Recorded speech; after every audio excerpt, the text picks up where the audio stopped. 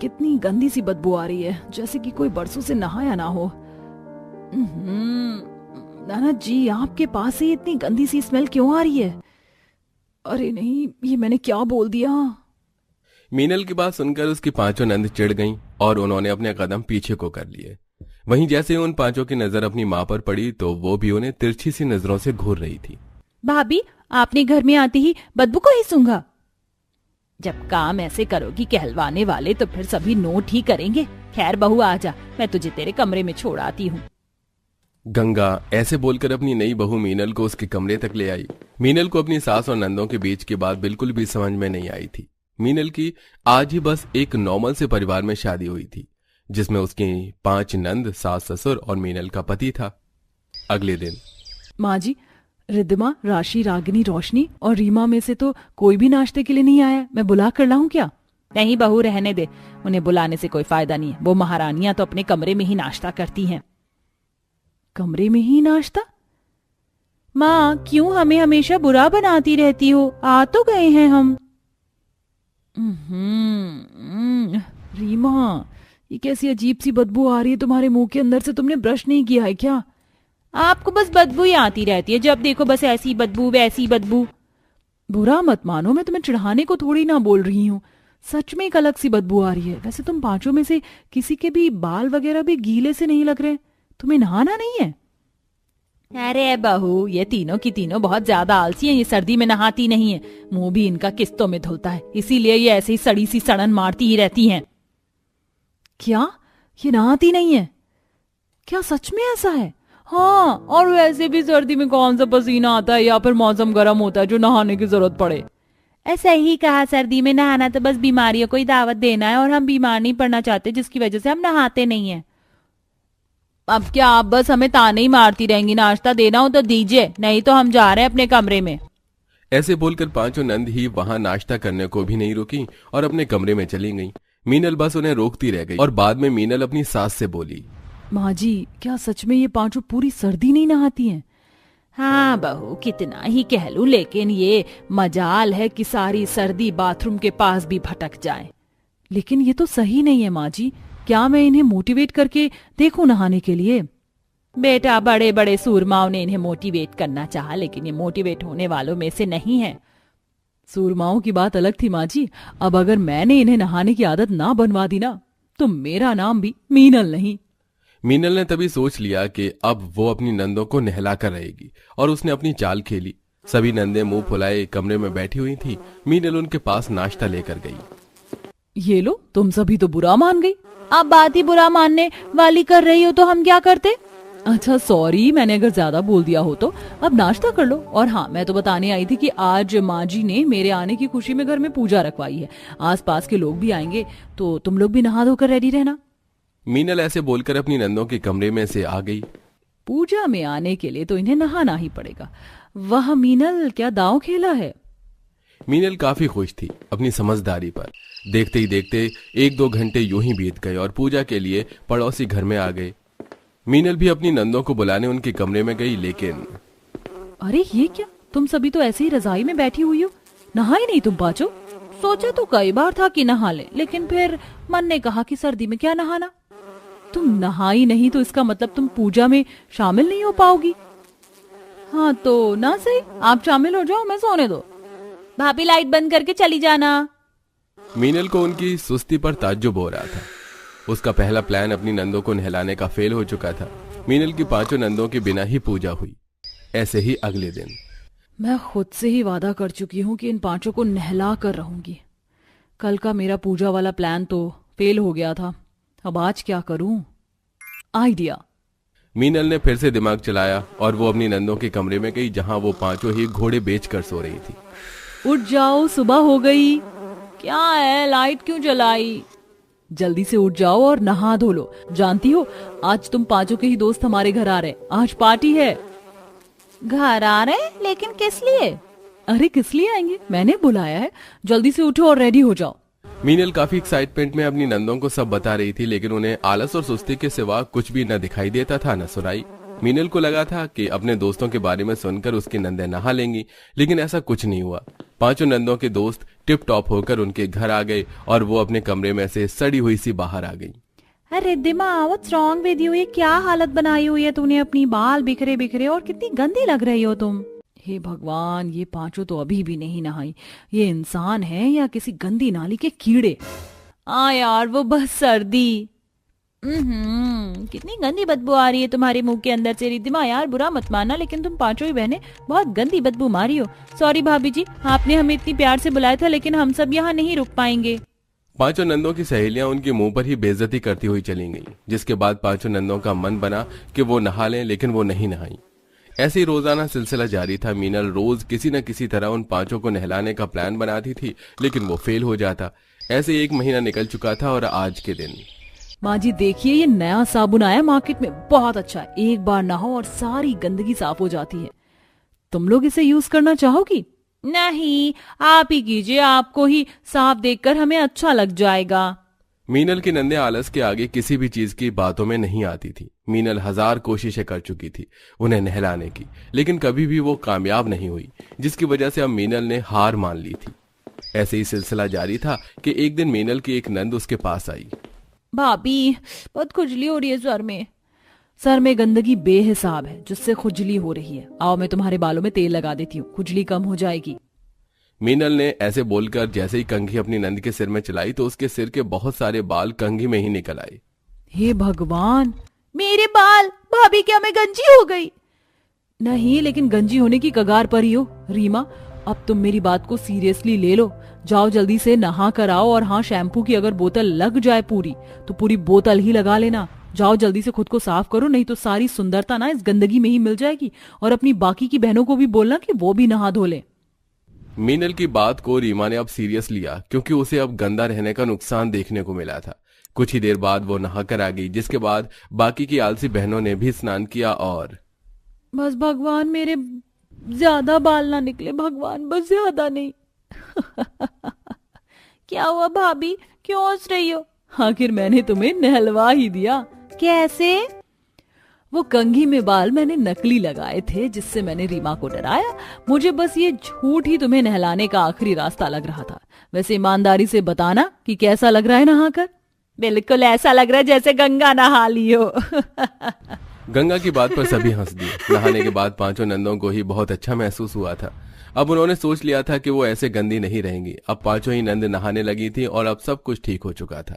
मान भी अच्छा हुआ, माँ जी ने बता दिया कि पहली रसोई में क्या खाना बनाना है, और हम दोनों जल्दी बना लेंगे। रायता और मीठा तैयार कर दिया ना तूने?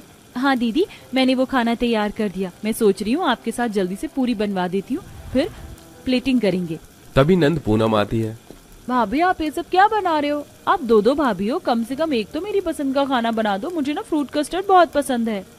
हमारी प्यारी नंद ने फ्रूट कस्टर्ड खाने को कहा है, तो हम जरूर बनाएंगे। पूनम ऐसा कहकर चली जाती है और शेफाली उसके लिए फ्रूट्स काटकर फ्रूट कस्टर्ड बना देती है। इतने में प्राची आ जाती है, जो कि पूनम से 4 मिनट बड़ी और अकड़ू बहन थी। भाभी मैं कह रही थी मेरे लिए स्पेगेटी बना दो। स्पेगेटी? अभी कुछ देर पहले तुमने फ्रूट कस्टर्ड बोला था। ये देखो मैंने बना दिया, लो खा लो। जी भाभी, इसे हटा दीजिए मेरी नजरों से दूर, मुझे नहीं पसंद, मुझे इससे उल्टी आती है। क्या बात कर रही हो दीदी, अभी तो आपने फ्रूट कस्टर्ड कहा था। आपको धोखा हुआ, मुझे इससे नफरत है, मैं कभी कह ही नहीं सकती। मुझे इसकी स्मेल बर्दाश्त नहीं है। अगर आप स्पेगेटी बना रही हो तो ठीक है, वरना कोई बात नहीं। अच्छा ठीक है, तुम परेशान मत हो, मैं बना देती हूँ। दोनों भाभियां परेशान हो जाती हैं। कुछ देर बाद पहली रसोई का खाना बन जाता है और डाइनिंग टेबल पर भाभी बाकी खाने के साथ स्पेगेटी लेकर पहुंच जाती है और बाउल में करके पूनम के सामने देती है। ये लो दीदी, मैंने आपके लिए स्पेगेटी बना दी है, और खाकर बताइए कैसी बनी। भाभी आप ये क्यों बनाकर लाई हो? मैंने आपको साफ साफ कहा था ना मुझे फ्रूट कस्टर्ड खाना है, आपने ये क्यों बना दिया? दीदी आप ये क्या बोल रही हैं? अभी कुछ देर पहले फ्रूट कस्टर्ड दे रहे थे तो आप स्पेगेटी बोलने लगी, अब स्पेगेटी दे रहे हैं तो आप फ्रूट कस्टर्ड कह रही हैं। ऐसे थोड़ी होता है। हो, ये जरूर प्राची का काम होगा। अरे भाभी मैं पूनम हूँ, प्राची नहीं। ये स्पेगेटी और इटालियन चीजें खाना उसे पसंद है। क्या पूनम प्राची? हम समझे नहीं। अरे बहू, तुम्हारी दोनों ननद जुड़वा हैं। लगता है तुम उनसे अभी मिली नहीं हो, तुम अभी आई हो। मैं तो आज तक धोखा खा जाती हूँ। प्राची यहाँ आओ, सब खाना खा लो। फिर अंजना के दोनों बेटे और प्राची भी आ जाती हैं। उस वक्त दोनों जुड़वा बहनों को देख शेफाली और मानवी हक्की बक्की रह जाती है। हे भगवान, हमारी दोनों नंद जुड़वा हैं और हमें तो पता ही नहीं था। इसका मतलब हमने आप दोनों की पसंद का खाना बनाया है। हाँ, ये लीजिए दीदी स्पेगेटी। अरे भाभी, मैं पूनम हूँ, मुझे फ्रूट कस्टर्ड खाना है, ये उसको दे दो। हाँ, ये मेरा वाला। अच्छा हुआ आपने बता दिया। वैसे आप दोनों का नाम क्या है? मैं प्राची, पूनम से 4 मिनट बड़ी। और मैं पूनम हूँ भाभी। हे भगवान, तुम दोनों बिल्कुल एक जैसी हो, हम कैसे पहचानेंगे तुम्हें अगर कोई भी काम होगा तो? अरे बहू, तू पहचान जाएगी, बस थोड़ा टाइम लगेगा। दिन गुजरते हैं। मानवी और शेफाली अक्सर दोनों जुड़वा नंद के बीच में फंस जाया करती थी, मगर पूनम कुछ भी अपनी भाभी से बनवाती थी तो प्राची अकड़ दिखाती थी और पूनम घर का काम करवाने में मदद करती थी तो क्रेडिट प्राची ले लिया करती थी। जैसे कि खुद देखिए।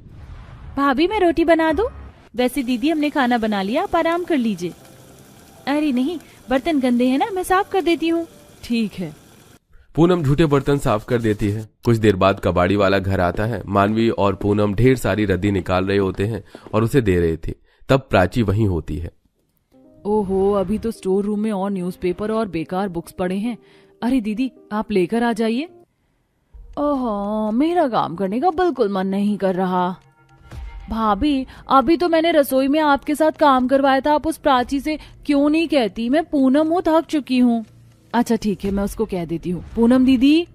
शेफाली पूनम के पास आकर कहती है, प्राची, ऊपर स्टोर में बहुत सारा सामान है, कबाड़ी वाले को देना है, जरा उठवा दो। भाभी, मैं प्राची नहीं हूँ, पूनम हूँ। क्या तुम पूनम हो? पर नीचे जो थी वो बोली कि मैं रसोई में बहुत सारा काम करवाई हूँ, आप प्राची के पास जाओ। तो प्राची ने ऐसा झूठ क्यों बोला? अरे भाभी, आपको पता नहीं है, हम दोनों में यही फर्क है। प्राची कभी भी घर के काम को हाथ नहीं लगाती, हमेशा मेरा नाम लगाकर काम से बच जाती है और मुझ पर ही दूसरा काम छोड़ देती है। ये तो वो मेरे साथ बचपन से करती आ रही है। अच्छा ठीक है, तुम मत करो, मैं अपने आप कर लेती हूँ। नहीं भाभी, आप अकेले कितना सामान उतारोगे, मैं आपकी हेल्प करवा देती हूँ। फिर पूनम शेफाली के साथ स्टोर रूम में सारा रद्दी, न्यूज़पेपर, बुक्स निकलवाकर कबाड़ी वाले को दे देती है, जिसे कबाड़ी वाला लेकर चला जाता है। फिर दोनों बहू कपड़े धोकर सुखा देती हैं कि प्राची फोन चलाते चलाते इतना बिजी हो जाती है कि रस्सी टूट जाती है और सारे कपड़े गंदे हो जाते हैं। ए भगवान, ये क्या हो गया? दोनों भाभी को पता चले तो वो मुझे सुना देंगी, लेकिन मैं तो सुनूंगी नहीं। ये सारा इल्जाम पूनम पर डाल दूंगी। आखिर कुछ तो फायदा होना चाहिए ना जुड़वा बहन का। प्राची वहां से निकलकर पूनम के पास जाती है। उसे जाता देख दोनों भाभियां देख लेती हैं। वो प्राची से कुछ कहती, इतने में सास आवाज लगाकर बुला लेती है। दूसरी तरफ प्राची किसी बहाने से पूनम से कपड़े चेंज करवा देती है। पूनम अपने कमरे में बैठ फोन चला रही थी कि तभी शेफाली मानवी आती है। प्राची, तुमको क्या लगता है तुम सारे कपड़े गिरा कर गंदे कर दोगे और हमें पता भी नहीं चलेगा? कम से कम वो कपड़े तो उठा देती, पर तुमसे ये भी नहीं हुआ। भाभी, कौन से कपड़े? आप क्या कह रही हैं? मैं तो कब से अपने कमरे में बैठी हूँ। बस करो प्राची, झूठ बोलने की भी हद होती है। मैंने कुछ नहीं बोला भाभी, आपको गलतफहमी हुई है। हमें कोई गलतफहमी नहीं हुई है। तुमने इतने सारे कपड़े गंदे कर दिए ना, अब इन सारे कपड़ों को तुम अकेले धोगी। अगर तुमने नहीं किया तो मैं माँ जी से शिकायत कर दूंगी। हम भी घर का काम करके थक जाते हैं। नहीं भाभी, आप रहने दीजिए, मैं सारे कपड़े धो देती हूँ। पूनम सारे कपड़े धो देती है। ऐसे ही प्राची गलती करती है और जुड़वा होने का खामियाजा पूनम को भुगतना पड़ता है। जैसे कि कमरे में गंदगी प्राची करे, साफ पूनम। माँ के पैसे चोरी करना, सबसे जुबान चलाना, काम चोरी करना, ये भी प्राची करती है। पर सब डांट पूनम को पड़ती थी और चुपचाप वो सहती रहती है। वहीं प्राची मजे मजे में अपने दोस्तों से कहती है, अरे यार, आजकल बड़े मजे आ रहे घर में। क्यों, क्या हो गया? वैसे जहाँ तक हम जानते हैं तूने अपनी बहन के साथ ही कुछ गलत किया होगा, क्योंकि तू जुड़वा होने का बहुत फायदा उठाती है। पर पूनम ऐसा कभी नहीं करती थी। हाँ, इस बार भी कुछ ऐसा ही हुआ होगा ना प्राची? हाँ, कुछ काम से बिगड़ जाते हैं, कुछ मैं बिगाड़ देती हूँ और सारा इल्जाम पूनम पर डाल देती हूँ। कभी ढेर सारे कपड़े धोती है, कभी माँ से सुनती है। इतने में पूनम आकर सुन लेती है।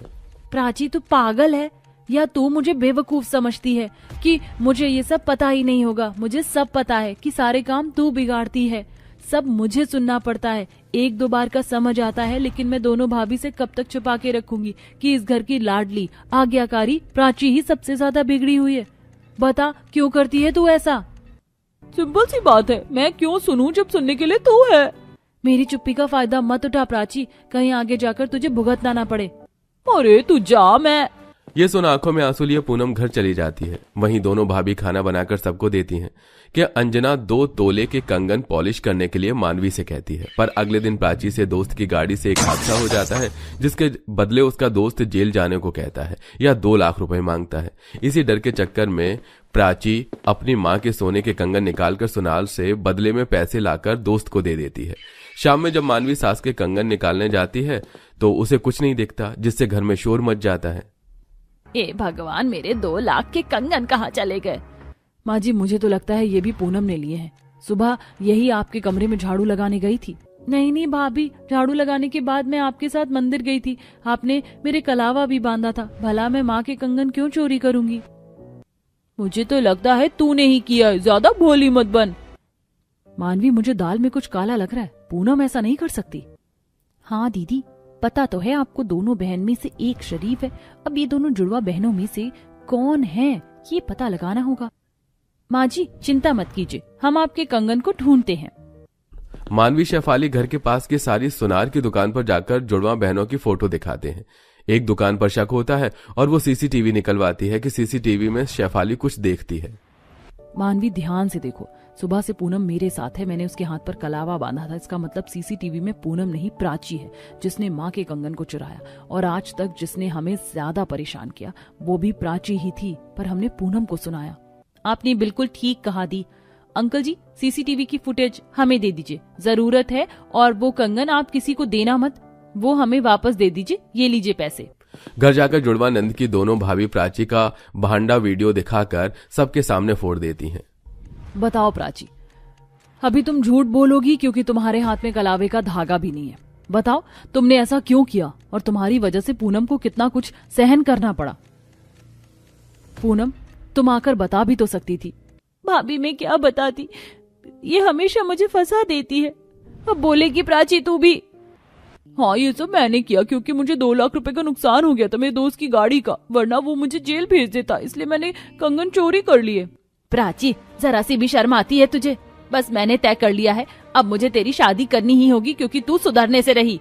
इसके बाद प्राची सबसे माफी मांगती है, लेकिन घर में कोई ढंग से बात नहीं करता। अंजना उसकी शादी तय कर देती है। वहीं पूनम को भी अब जुड़वा होने का खामियाजा भुगतना पड़ता और दोनों भाभियां भी हंसी खुशी रहने लगती हैं।